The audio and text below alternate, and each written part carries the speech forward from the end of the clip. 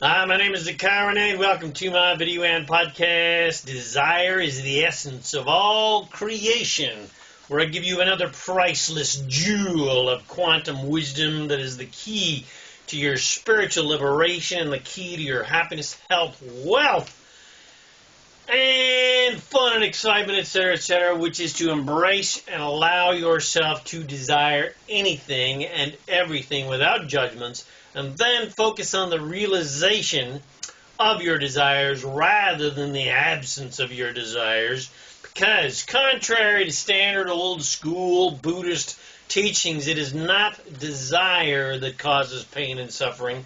It is focusing on the absence of your desires and using desires to fill a spiritual void, which is the feeling of being disconnected from Source. That is what causes pain and suffering. But focusing on the realization of your dreams and desires is the joyful, delicious juice of life and the key to your power to creating anything you desire in your life. So please enjoy my video and podcast. If you get something from it, share with your friends. Come visit me at ZaKaiRan.com for lots more videos and podcasts and goodies for you to help you become a conscious, deliberate creator of reality. And go get yourself a free copy of my video and audio and book series, The Master Keys of Success and Freedom, to help you create more fun, money, and freedom in your life. Free keysofsuccess.info. If you've already got that book and you want something else fun and exciting for free, let me know. I'll send it to you. All right, here we go. Desire is creation. Desire is the essence of all creation. Bum, bum, bum, bum.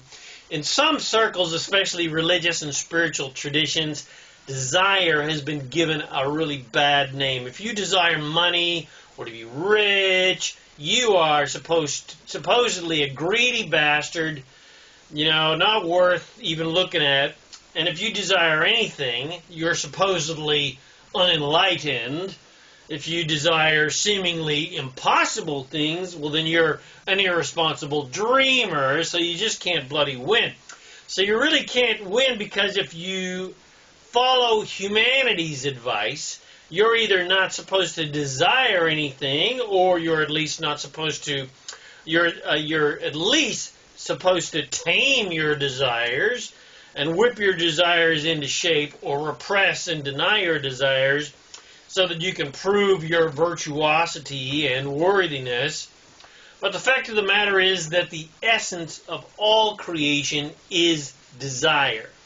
If not for the desire of it, nothing would exist. If Source, God, the universe, Allah, all that is, whatever you want to call it, hadn't had a desire to create all life, then nothing would exist. And if it wasn't for desire, nothing would ever change and improve either. In fact, desire is the absolute force of evolution.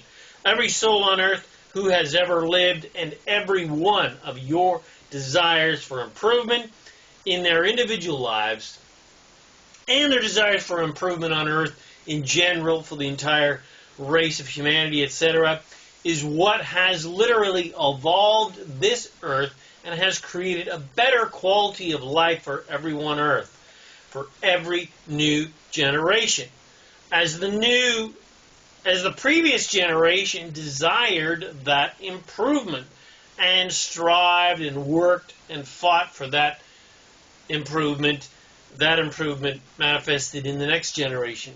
So desire is not something that should be hindered or judged or tamed or repressed or denied in any manner. It is something that should be fully allowed and embraced wholeheartedly. It is something amazing that should be finally unleashed and let out of prison. We have seen the tragic results when you try to repress and deny desire, such as ludicrous repression of basic, natural, healthy sexuality by the Catholic Church for the clergy, which just manifests as sexual perversion. So it is painfully obvious that desire should be allowed to flow and be free, not denied and repressed. and any desire you try to repress will come out in some way, even if that way is distorted. And desires become distorted when they are judged, repressed, and condemned.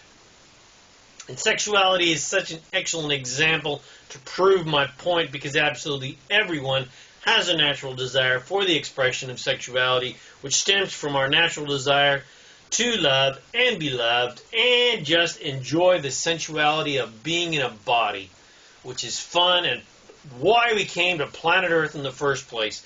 And as soon as you judge sexuality or any form of or kind of sexuality as being bad or wrong or sinful, etc., it is guaranteed that it is going to come out in full force, because everything and everyone wants to be free, because freedom is our natural state of being as creators. And if you judge sexuality, you're not going to feel good, you're going to be unhappy, you're going to be a bitter, lame-ass person. But if sexuality is actually allowed, if it is allowed full expression without judgment, then desire will be expressed in a healthy way. But as soon as you decide to judge and condemn certain behavior, you create a split within yourself, which creates unhealthy expression of love and sexuality in the forms of control and exploitation. But luckily, because of the law of attraction, there are no victims, because even exploitation and rape and molestation, etc., are all attracted to you. That's right, folks. You heard it right here. Every bit of it is attracted to you. If you've been molested, raped, disrespected, dishonored, exploited, etc., you attracted it. That's right. You heard it here, folks. I know you would like to hang on to being a victim because it feels good to be angry at the evil perpetrator, because anger and revenge feels better than powerless and helpless, and you can't imagine how you could possibly have attracted that, because you just don't really understand how the law of attraction works. But nevertheless, you created it vibrationally because you felt helpless and powerless or unworthy, or a list of other psychological and spiritual things. And the key to your empowerment, your personal empowerment, is to realize that you are not a helpless, powerless victim, but in fact you are an all-powerful creator with the power to be, do, and have whatever you want. So desire is our natural state of being as creators. Desire is what creates what we want and what evolves the universe. And you're either a conscious creator of reality or an unconscious one. The key is to become a conscious, deliberate master of desire, so that you can create your desires into physical reality rather than just allowing them to manifest unconsciously by reacting to external circumstances. Now, where people go terribly wrong with desire, and why desire has been given such a bad name, is people use desire to fill a spiritual void. They use money, sex, relationship, children, fame, wealth, goods, alcohol, drugs, etc. to fill a void that most people feel, and that void is the feeling that they are disconnected from God, from Source, etc., etc. It's the last final step where anybody who is an alcoholic or drug addict, etc., the 12-step program can actually fully 100% kick the addiction. It's by adding God, belief, and faith to the soup. Every single addiction, every single aberrant type of behavior that we judge as being criminal or perverted or disrespected, etc., is a manifestation from the desire to fill that void. Even less tragic behavior, such as rampant consumerism and an addiction to social status, and even some forms of accomplishment in order to prove your worth, are all unconsciously designed to fill an inner void that most people feel from feeling disconnected from Source, from God, and wanting to feel important, valuable, etc. So there is absolutely nothing wrong with desire in and of itself, just like there's nothing wrong with sex or money, etc. It's just how you perceive it. Both of these things can be beautiful and fun and joyful and uplifting. Both of them, money, you can do great and wonderful things with it and have a lot of fun with it. And of course you can have a hell of a lot of fun, with sex, if that is your conscious intention and your desire. But just like a hammer can be a tool to build things, you can also use it as a weapon to bash people's heads in. Sex can be a joyful, wonderful expression or a way to control people or abuse people. It's your choice. Money can be a beautiful thing, a tool to create amazing things and do wonderful things and help people and build wonderful things, and a tool to exploit and control and abuse people and animals and resources, etc., to fill a void that really doesn't exist because God has never abandoned us. The void only exists, that feeling of disconnection from Source, that void only exists because we have shut ourselves off from Source with our judgments about desire and judgment about other people's desires. When you judge money, you cut yourself off from God, Source, because money is a wonderful creation. In Source, God only sees everything as wonderful, a wonderful, valuable creation.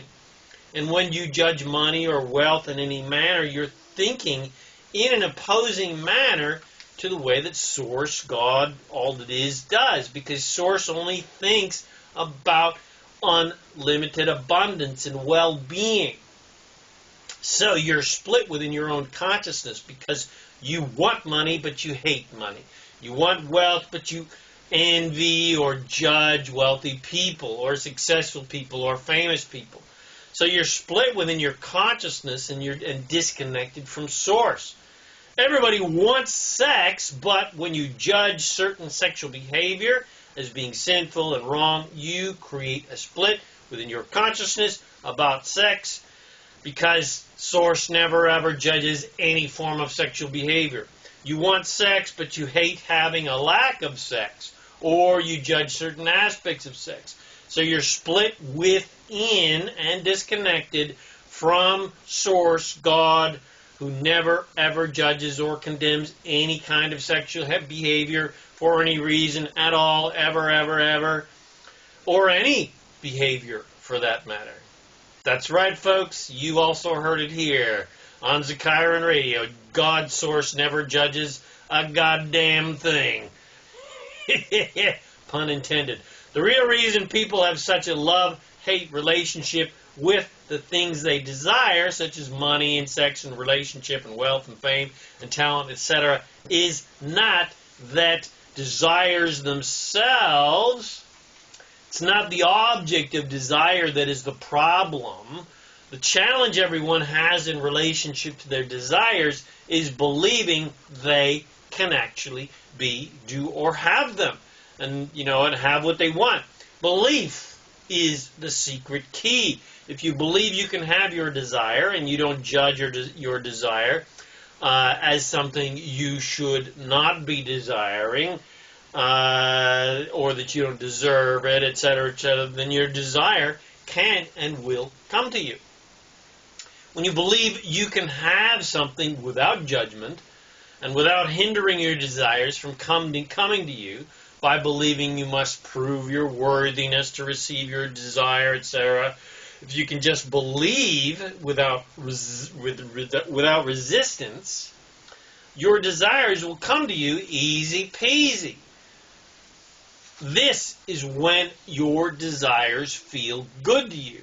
Even if you don't physically have the manifestation of your dreams and desires yet, if you are not offering resistance to your own desires, it will feel good to think about being rich and making sweet love to your object of desire or whatever your desire is. It will feel good to think about it and being it and doing it and having it.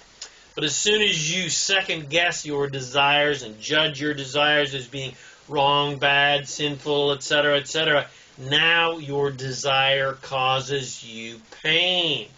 Now it feels bad to think about your desire, or it feels taboo or sinful to want your desire, so it feels bad to think about your desire. Or if you focus upon the lack of your desire by thinking limited thoughts, such as, I shouldn't desire that, I don't deserve that, she's out of my league, money is bad, wrong, sinful, etc., that's impossible, that's difficult, I'm just dreaming, I'm not worthy, I'm not strong enough, powerful enough, old enough, young enough, I don't deserve that, there's not enough to go around, etc., freaking, etc. Now your desire will feel bad because you're focusing on the lack of your desire, or a foe that is blocking you from your desire. So it's not desire that causes pain and suffering. It's focusing on the lack of your desire that causes pain and suffering. It's not desire that causes a disconnection from God's source. It's thinking about your alleged unworthiness to receive your desires, or your inability or lack in some way to receive your desires. You know, that's why they came up with this whole bullshit idea that certain desires are sinful. It's because it felt bad to think about those desires. And any self-judgments or judgments of your desires, etc., these are what causes a disconnection from Source, because Source is not thinking about the lack of your desires. Source is only thinking about the unlimited abundance of your desires and the manifestation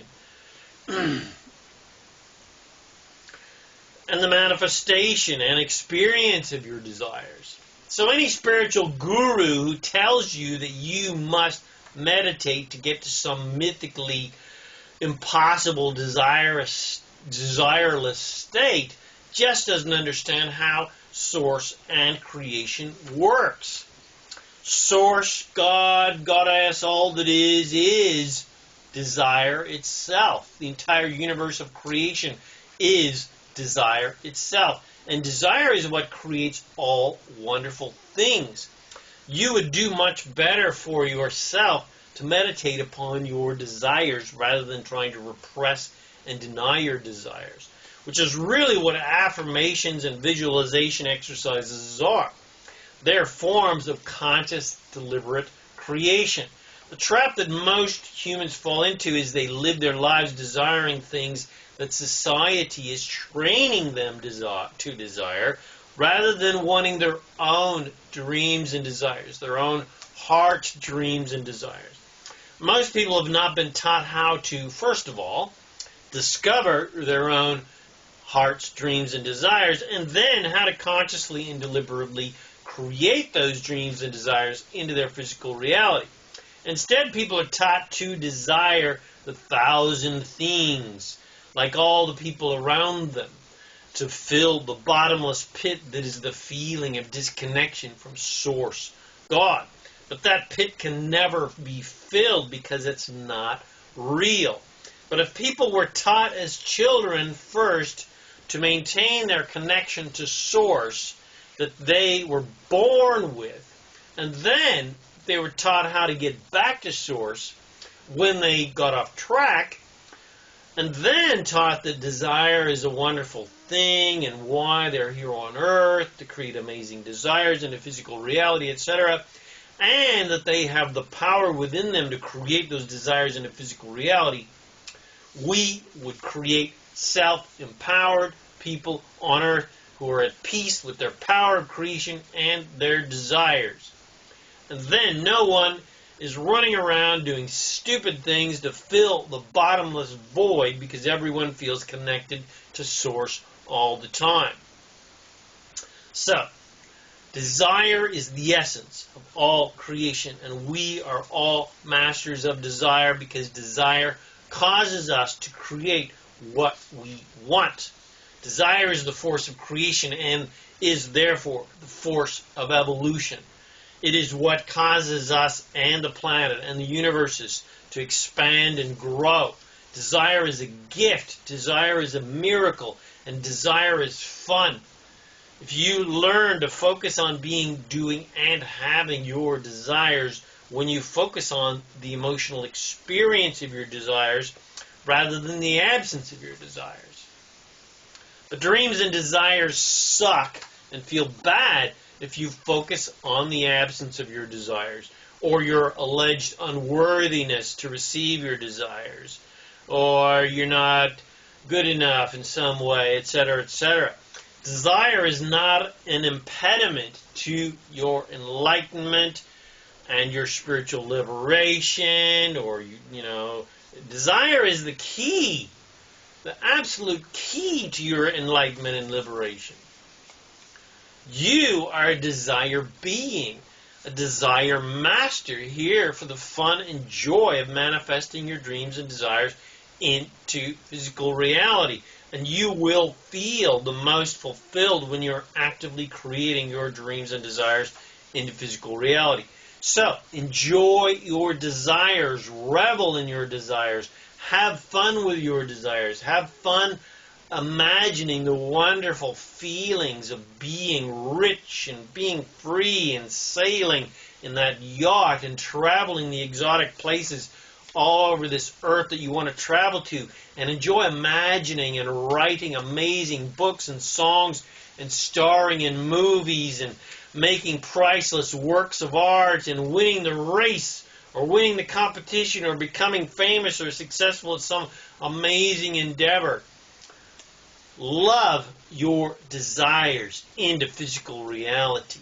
Love your dreams and desires. Love the amazing, joyful, exciting emotions of being, doing, and having your dreams and desires, and they will joyfully and easily manifest into your life. Now, if you would like some guidance and support on how you can love your desires into physical reality, into your life, and create an absolutely amazing, joyful, abundant, exciting, adventurous, fun-filled, loving life, contact me now at freesession.info, and I'll give you a free 30-minute session to help you become a conscious, deliberate creator of joy, fun, abundance, health, wealth, and freedom in your life. That's freesession.info. I look forward to meeting you and playing with you and having fun with you and helping you become a conscious, deliberate of amazing things in your life. Thanks for watching this video or listening to this podcast. If you got something from it, share with your friends. Come check out my self-empowering articles, books, audios, products, and other goodies to help you become a conscious, deliberate creator at ZaKaiRan.com. If you'd like to receive my free book and video and audio series, The Master Keys of Success and Freedom, click the link in this post or go to freekeysofsuccess.info. My name is ZaKaiRan, and I help success-minded people create the happy, abundant lifestyle you love. Thanks again for watching this video or listening to this podcast, and I wish you immense joy and abundance and wealth and excitement and adventure on your magnificent journey of divine creation. And, of course, always remember to make life a holiday. Woohoo!